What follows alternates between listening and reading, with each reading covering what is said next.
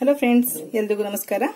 ನಾನಿವತ್ತು ಪಾಲಕ್ ಸೊಪ್ಪಿನ egg gravy ಮಾಡ್ಕೊಂಡಿದ್ದೀನಿ. ತುಂಬಾನೇ ಟೇಸ್ಟಿ ಆಗಿದೆ. ನೀವು ಏನಾದ್ರು ಮೊಟ್ಟೆ ತಿನ್ನಲ್ಲ ಅನ್ನೋದಾದ್ರೆ ನೀವು ಮೊಟ್ಟೆ ಬದಲಿಗೆ ಆಲೂಗೆಡ್ಡೆ ಹಾಕೊಳ್ಬಹುದು, ಅಥವಾ ಪನ್ನೀರ್ ಕೂಡ ಹಾಕೊಳ್ಬಹುದು, ಅಥವಾ ಏನೂ ಬೇಡ ಅಂದ್ರೆ ಹಾಗೆ ಕೂಡ ಮಾಡ್ಕೊಳ್ಬಹುದು. ತುಂಬಾ ಟೇಸ್ಟಿ ಆಗಿರುತ್ತೆ. ಇದನ್ನ ಮಾಡೋದಕ್ಕೆ ಏನೇನ್ ಬೇಕು, ಹೇಗೆ ಮಾಡೋದಂತ ನೋಡೋಣ ಬನ್ನಿ.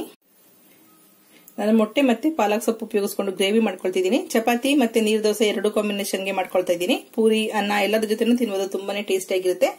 ಮೊಟ್ಟೆ 4 ಬೇಯಿಸಿ ಇಟ್ಕೊಂಡಿದ್ದೀನಿ. ಕುಕ್ಕರ್ ನಲ್ಲಿ ಉಪ್ಪು ಹಾಕ್ಬಿಟ್ಟು 1 ವಿಸಲ್ ಬೇಯಿಸ್ಕೊಳ್ಳಿ. ಕರೆಕ್ಟ್ ಆಗಿ ಪರ್ಫೆಕ್ಟ್ ಆಗಿ ಬೆಂದಿರುತ್ತೆ. 1 ಕಟ್ಟಷ್ಟು ಪಾಲಕ್ ಸೊಪ್ಪು ಕಡ್ಡಿ ಸಮೇತ ತಗೊಂಡಿದ್ದೀನಿ. ರುಬ್ಬೋದ್ರಿಂದ ಕಡ್ಡಿ ಕೂಡ ಉಪಯೋಗಿಸಬಹುದು. ತುಂಬಾ ಗಟ್ಟಿ ಬಲ್ತಿದ್ರೆ ಕಡ್ಡಿ ಬೇಡ. ಆದಷ್ಟು ಎಳೆ ಸೊಪ್ಪು ತಗೋಬೇಕಾದಾಗೆ ನೀವು ಸಣ್ಣ ಕಟ್ಟು ಚಿಕ್ಕದಾಗಿರೋಂಥದ್ದು ನೋಡಿ, ಸೊಪ್ಪು ಜಾಸ್ತಿ ಇರೋಂಥದ್ದು ನೋಡಿ ತಗೊಳ್ಳಿ. ಸ್ವಲ್ಪ 1 ಸ್ಪೂನ್ ಅಷ್ಟು ಕೊತ್ತಂಬರಿ ಸೊಪ್ಪು ತಗೊಂಡಿದ್ದೀನಿ. ತುಂಬಾ ಸಿಂಪಲ್. ಈರುಳ್ಳಿ, ಒಂದು ಸ್ಮಾಲ್ ಸೈಜ್ ಈರುಳ್ಳಿ ಕಟ್ ಮಾಡಿ ಇಟ್ಕೊಂಡಿದ್ದೀನಿ. 4 ಹಸಿಮೆಣಸಿನಕಾಯಿ ಇದೆ. ಶುಂಠಿ ಒಂದು ಅರ್ಧ ಇಂಚಷ್ಟು, ಬೆಳ್ಳುಳ್ಳಿ 1 ಗೆಡ್ಡೆ. ಈ ಸೊಪ್ಪನ್ನ ಒಗ್ಗರಣೆ ಮಾಡ್ಬೇಕು ನಾವು. ಸೊಪ್ಪಿನ ಜೊತೆ ಈ ಪ್ಲೇಟ್ ನ ಹಾಕಿ ಒಗ್ಗರಣೆ ಮಾಡ್ಕೊಂಡ್ರೆ ಇದು ರುಬ್ಕೊಳ್ಳೋಕೆ ಗ್ರೇವಿ ಆಗುತ್ತೆ. ಇದು ಮಸಾಲಾ ಐಟಮ್ಸ್, ಇದು ಒಗ್ಗರಣೆ ಐಟಮ್ಸ್. ಇಷ್ಟೇ, ತುಂಬಾ ಸಿಂಪಲ್ ಆಗಿದೆ. ಮಸಾಲಾ ಐಟಮ್ಸ್ ನಾನು ಕಡಲೆ ಹಿಟ್ಟು ತಗೊಂಡಿದ್ದೀನಿ, ಸ್ವಲ್ಪ ಗಟ್ಟಿ ಬರೋದಕ್ಕೋಸ್ಕರ 1 ಸ್ಪೂನ್ ಅಷ್ಟು. ಇದು ರೋಸ್ಟೆಡ್ ಜೀರಿಗೆ ಪೌಡರ್ 1/4 ಸ್ಪೂನ್ ಇದೆ. ಹಳದಿ ಪುಡಿ 1/4 ಸ್ಪೂನ್ ಇದೆ. ಧನಿಯಾ ಪುಡಿ 1/3 ಸ್ಪೂನ್ ಅಷ್ಟು. ಖಾರದ ಪುಡಿ ರೆಡ್ ಚಿಲ್ಲಿ ಪೌಡರ್ 3/4 ಸ್ಪೂನ್ ಅಷ್ಟು. ಇದು ಗರಂ ಮಸಾಲ 1/4 ಸ್ಪೂನ್ ಅಷ್ಟು ತಗೊಂಡಿದ್ದೀನಿ. ಇಲ್ಲಿ ನಾನು ಟೊಮೊಟೊ ಉಪಯೋಗಿಸ್ತಿದ್ದೀನಿ. 1 ಟೊಮೊಟೊ ಬೇಡ ಅಂದ್ರೆ ನೀವು ಕೊನೆಯಲ್ಲಿ ನಿಂಬೆಹಣ್ಣು ರಸ ಕೂಡ ಹಾಕೊಳ್ಬಹುದು, ಅಥವಾ ನೀವು ಗ್ರೇವಿನಲ್ಲಿ ಟೊಮೊಟೊ ನಿಂಬೆಹಣ್ಣು ಎರಡು ಬೇಡ ಅನ್ನೋದಾದ್ರೆ ನೀವು ಈರುಳ್ಳಿ ಎಲ್ಲ ಒಗ್ಗರಣೆ ಮಾಡಿದ್ಮೇಲೆ 1 ಕಪ್ ಅಷ್ಟು ಮೊಸರು ಕೂಡ ಹಾಕೊಳ್ಬಹುದು. ಮೊಸರು ಅಥವಾ ಟೊಮೊಟೊ, ನಿಂಬೆಹಣ್ಣು ಮೂರಲ್ಲಿ ಯಾವ್ದನ್ನ ಒಂದನ್ನು ಸೆಲೆಕ್ಟ್ ಮಾಡ್ಕೊಳ್ಳಿ. ನಾನು ಒಂದು ಮಾಮೂಲಿ ಸೈಜ್ 1 ಟೊಮೊಟೊ ಸಣ್ಣದಾಗಿ ಹೆಚ್ಚಿಟ್ಕೊಂಡಿದ್ದೀನಿ. 1 ಮೀಡಿಯಂ ಸೈಜ್ ಈರುಳ್ಳಿ, ಇದನ್ನು ಕೂಡ ಸಣ್ಣದಾಗಿ ಹೆಚ್ಚಿಟ್ಕೊಂಡಿದ್ದೀನಿ. ಉಪ್ಪು ರುಚಿಗೆ ತಕ್ಕಷ್ಟು, ಜೀರಿಗೆ 1/4 ಸ್ಪೂನ್ ಅಷ್ಟು, ಬೆಣ್ಣೆ 1 ಸ್ಪೂನ್ ಅಷ್ಟು, ಕರಿಬೇವಿನ ಸೊಪ್ಪು 1-2 ಕಡ್ಡಿಯಷ್ಟು, ಸ್ವಲ್ಪ 1-2 ಸ್ಪೂನ್ ಅಷ್ಟು ಆದ್ರೂ ಸಾಕು ಎಣ್ಣೆ ತಗೊಂಡಿದ್ದೀನಿ. ತುಂಬಾ ಸಿಂಪಲ್. ಮಾಡೋದು ಹೇಗೆ ಅಂತ ನೋಡೋಣ. ಒಂದು 10 ರಿಂದ 15 ನಿಮಿಷದಲ್ಲಿ ಪ್ರಿಪೇರ್ ಮಾಡ್ಕೊಳ್ಬಹುದು. ಮೊದಲಿಗೆ ಬಾಣಲಿನಲ್ಲಿ 1 ಸ್ಪೂನ್ ಎಣ್ಣೆ ಹಾಕ್ಬಿಟ್ಟು ಈ 2 ಐಟಮ್ಸ್ ನ ಜೊತೆನಲ್ಲೇ ಫ್ರೈ ಮಾಡಿ ಇಟ್ಕೊಳ್ಳೋಣ. ಫ್ರೈ ಮಾಡಿ ಸ್ವಲ್ಪ ತಣ್ಣಗಾದ ತಕ್ಷಣ ಇದನ್ನ ಪ್ಯೂರಿಯಾಗಿ ನುಣ್ಣಗೆ ರುಬ್ಕೋಬೇಕು. ಇಲ್ಲಿ 1 ಸ್ಪೂನ್ ಅಷ್ಟು ಎಣ್ಣೆ ಹಾಕೊಂಡಿದ್ದೀನಿ ಸೊಪ್ಪನ್ನೆಲ್ಲ ಫ್ರೈ ಮಾಡ್ಕೊಳ್ಳೋದಿಕ್ಕೆ. ಈಗ ಈ ಪ್ಲೇಟ್ ಅಲ್ಲಿ ಇರೋದೆಲ್ಲನೂ ಎಣ್ಣೆ ಹಾಕೊಳ್ಳೋಣ.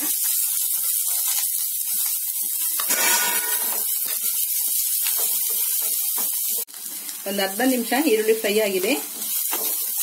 ಈಗ ತೊಳೆದು ಹೆಚ್ಚಿರಂತ ಸೊಪ್ಪು ಹಾಕೊಳ್ಳೋಣ.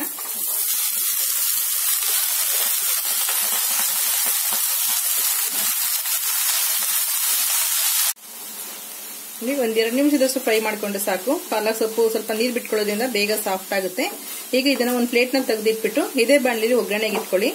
ನಾವು ಒಗ್ಗರಣೆನ ಸಿಮ್ಮಲ್ ಮಾಡೋಷ್ಟರಲ್ಲಿ ಇದು ಆರ್ಕೊಳ್ಳುತ್ತೆ. ಸ್ಟವ್ ಆಫ್ ಮಾಡ್ತಾ ಇದ್ದೀನಿ. ನೀವು ವೆಜ್ ತಿನ್ನೋರಾದ್ರೆ ಮೊಟ್ಟೆ ಬದಲು ಆಲೂಗೆಡ್ಡೆ ಹಾಕೊಳ್ಬಹುದು. ಆಲೂಗೆಡ್ಡೆ ಬೇಯಿಸ್ಬಿಟ್ಟು ಹಾಕೊಳ್ಬಹುದು. ಸೇಮ್ ಪ್ರೊಸೀಜರ್ ಅಲ್ಲಿ ತುಂಬಾ ಚೆನ್ನಾಗಿರುತ್ತೆ. ನಾನು ಮೊಟ್ಟೆನ ಸ್ವಲ್ಪ ಈ ತರ ಕಟ್ ಮಾಡ್ತಾ ಇದ್ದೀನಿ. ಅಥವಾ ನೀವು ಇದನ್ನ ಫ್ರೈ ಮಾಡ್ಕೊಳ್ಬಹುದು. ಸ್ವಲ್ಪ ಬೆಣ್ಣೆ ಅಥವಾ ತುಪ್ಪ ಅಥವಾ ಎಣ್ಣೆ ಏನಾದ್ರು ಹಾಕ್ಬಿಟ್ಟು ಸ್ವಲ್ಪ ಗರಂ ಮಸಾಲ, ಹಳದಿ ಪುಡಿ, ಸ್ವಲ್ಪ ಉಪ್ಪು ಎಲ್ಲ ಹಾಕ್ಬಿಟ್ಟು ಈ ಉಂಡೆನೇ ಫ್ರೈ ಮಾಡ್ಕೊಂಡು ಕೂಡ ಹಾಕೊಳ್ಬಹುದು. ಅಥವಾ ಈ ತರ ಹೆಚ್ಚಿ ಕೂಡ ಹಾಕೊಳ್ಬಹುದು. ನಿಮ್ಗೆ ಯಾವ್ದು ಕಂಫರ್ಟಬಲ್ ಅನ್ಸುತ್ತೆ ಆ ತರ ಮಾಡ್ಕೊಳ್ಳಿ. ನಾನು 3ನ್ನ ಗ್ರೇವಿಗೆ ಹಾಕೊಳ್ತೀನಿ. ಇದನ್ನ ತುರ್ದಿಟ್ಕೊಳ್ತೀನಿ. ತುರ್ದಿ ಅಥವಾ ಸಣ್ಣದಾಗಿ ಹೆಚ್ಚಿಬಿಟ್ಟು ಕೂಡ ಹಾಕೊಳ್ಬಹುದು. ಒಂಥರ ಟೇಸ್ಟ್ ತುಂಬಾ ಚೆನ್ನಾಗಿರುತ್ತೆ. ಇಲ್ಲ ಅಂದ್ರೆ ನಮ್ಗೆ ಪಾಲಕಂದಷ್ಟೇ ಟೇಸ್ಟ್ ಬರ್ತಿರುತ್ತೆ. ಮೊಟ್ಟೆ ಉಂಡೆ ಹಾಕೋದ್ರಿಂದ ಅಷ್ಟೊಂದು ಟೇಸ್ಟ್ ಗೊತ್ತಾಗಲ್ಲ.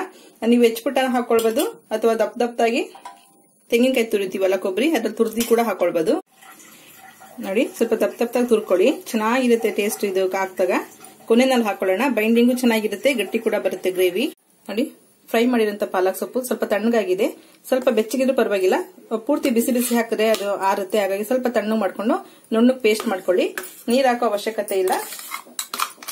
ಅಕಸ್ಮಾತ್ ಪಾಲಕ್ ಸೊಪ್ಪನ್ನ ನೀವೇನಾದ್ರು ಎಣ್ಣೆಲಿ ಫ್ರೈ ಮಾಡದೆ ಏನಾದ್ರು ಹಾಗೇನೆ ನೀರ್ನಲ್ಲಿ ಬೇಯಿಸಿದ್ರೆ ಆ ನೀರ್ನಲ್ಲಿ ಚಪಾತಿ ಕಲಸೋದಕ್ಕೆ ಅಥವಾ ಏನಾದ್ರು ದಾಲ್ ಸಾಂಬಾರ್ ಮಾಡಿದಾಗ ಪಾಲಕ್ ಬೇಯಿಸಿರೋ ನೀರನ್ನ ಉಪಯೋಗಿಸ್ಕೊಳ್ಬಹುದು. ಅಥವಾ ಒಂದು 100 ml ಅಷ್ಟೇ ನೀರ್ ಹಾಕಿ ಕುದಿಸ್ಕೊಂಡು, ಈಗ ನಾವು ಗ್ರೇವಿ ಮಾಡ್ತೀವಲ್ಲ ಅದು ಎತ್ತಿಸ್ಕೋಬೇಕಾದ ಕೂಡ ಪಾಲಕ್ ಬೇಯಿಸಿರೋ ನೀರ ಇದ್ರೆ ಅದನ್ನ ಉಪಯೋಗಿಸ್ಕೊಳ್ಬಹುದು.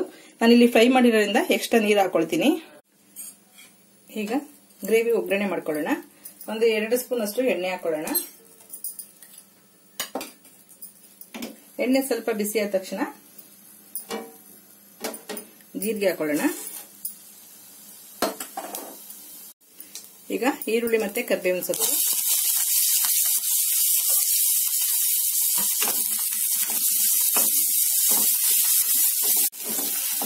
ನೋಡಿ ಈರುಳ್ಳಿ ಒಂದು 3/4 ನಿಮಿಷದಷ್ಟು ಫ್ರೈ ಆಗಿದೆ.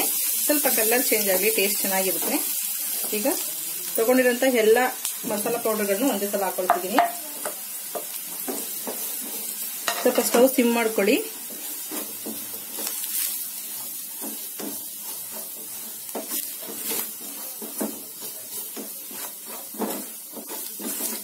ನೋಡಿ ಎಲ್ಲ ಚೆನ್ನಾಗಿ ಫ್ರೈ ಆಗಿದೆ, ಮಿಕ್ಸ್ ಆಗಿದೆ. ಈಗ ಹೆಚ್ಚಿರಂತ ಒಂದು ಟೊಮೆಟೊ ಹಾಕೊಳ್ಳೋಣ. ನೀವು ಮೊಸರು ಹಾಕೋದು, ಟೊಮೆಟೊ ಹಾಕಿ ಮೊಸರು ಹಾಕ್ತೀವಿ ಅನ್ನೋದಾದ್ರೆ ಈ ಸ್ಟೇಜ್ ಅಲ್ಲಿ ಮೊಸರು ಹಾಕೊಳ್ಬಹುದು.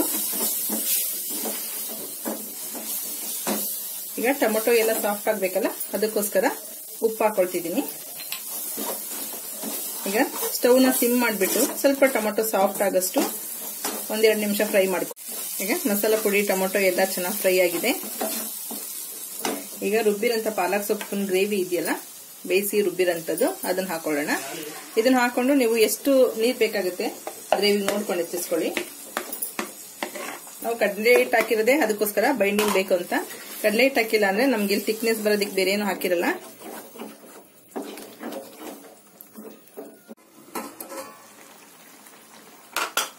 ಚೆನ್ನಾಗಿ 1-2 ನಿಮಿಷ ಮೇಲ್ ಮುಚ್ಬಿಟ್ಟು ಕುದಿಸಿ. ಹೊರಗಡೆ ಸ್ಟವ್ ಮೇಲೆಲ್ಲ ಹಾರುತ್ತಿದ್ದು ಒಳ್ಳೆ ಫ್ಲೇವರ್ ಬರ್ತಾ ಇದೆ, ಮಸಾಲೆ ಎಲ್ಲ ಫ್ರೈ ಆಗಿರೋದ್ರಿಂದ.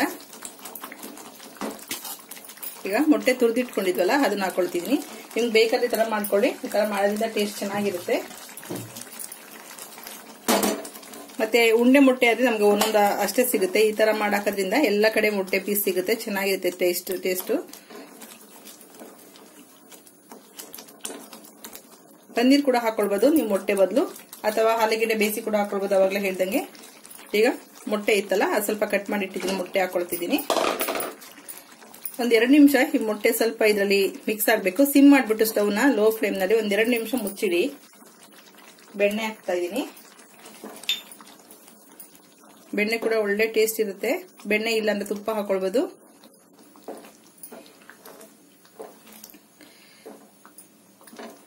ಓಕೆ, ರೆಡಿ ಆಗಿದೆ. ಸ್ವಲ್ಪ ಕೊತ್ತಂಬರಿ ಸೊಪ್ಪು ಹಾಕ್ಬಿಟ್ಟು ಸರ್ವ್ ಮಾಡ್ಕೊಂಡ್ರೆ ರೆಡಿ.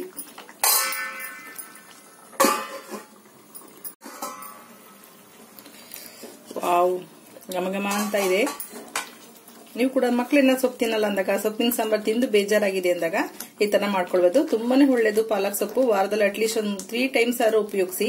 ಪಾಲಕ್ ಪರಾಟ, ಚಪಾತಿ, ಪೂರಿ, ಅಥವಾ ಈ ತರ ಸಾಂಬಾರು, ಗ್ರೇವಿ, ಪಾಲಕ್ ರೈಸು, ಪಾಲಕ್ ಚಟ್ನಿ, ತಂಬುಳಿ ಎಲ್ಲಾನು ಮಾಡ್ಕೊಳ್ಬಹುದು. ಸ್ವಲ್ಪ ಕೊತ್ತಂಬರಿ ಸೊಪ್ಪು ಹಾಕ್ತಿದ್ದೀನಿ. ಈಗ ಸ್ಟವ್ ಆಫ್ ಮಾಡೋಣ. ನಾನು ಇದು ಕಾಂಬಿನೇಷನ್ ಚಪಾತಿ ಇದೆ ಮತ್ತೆ ನೀರ್ ದೋಸೆ ಕೂಡ ಮಾಡ್ಕೊಳ್ತಾ ಇದ್ದೀನಿ. ನೋಡಿ, ನೀರ್ ದೋಸೆ ಹಿಟ್ಟು ಕೂಡ ರೆಡಿ ಆಗಿದೆ. ದೋಸೆ ಹಾಕ್ಬೇಕಾದ್ರೆ ಪ್ರತಿ ಸಲ ಈ ತರ ಕೈ ಆಡಿಸಿನೇ ಹಾಕೊಳ್ಳಿ. ಲೈಟ್ ಫುಡ್ ಇದು ನೀರ್ ದೋಸೆ, ಯಾವಾಗ ಬೇಕಾದ್ರೂ ನೀವು ಮಾಡ್ಕೊಳ್ಬಹುದು. ಅದ್ ನೀರ್ ದೋಸೆದು ವಿಡಿಯೋ ಹಾಕಿದ್ರಿಂದ ನಾನು ಇದು ರುಬ್ಬದೆಲ್ಲ ತೋರಿಸ್ತಿಲ್ಲ ಇಲ್ಲಿ. ಹೆಂಚಿಗೆ ಸ್ವಲ್ಪ ಎಣ್ಣೆ ಹಾಕೊಳ್ಳಿ. ಎಣ್ಣೆ ಹಾಕಿಲ್ಲ ಅಂದ್ರೆ ಸರಿಯಾಗಿ ದೊಡಲ್ಲ. ಆದಷ್ಟು ನಾನ್ ಸ್ಟಿಕ್ ಅಥವಾ ದಪ್ಪ ತಳ ಇರೋಂತ ಕಬ್ಬದ ಪಾತ್ರೆ ತಗೋಬೇಕು. ಕಬ್ಬು ಎಣಿಸ್ಕೋಬೇಕು.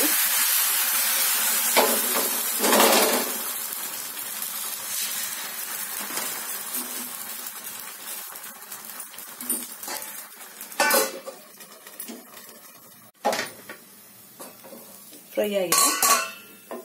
ಒಂದೇ ಸೈಡ್ ಇದನ್ನ ಫ್ರೈ ಮಾಡ್ಕೊಳ್ಳೋದು.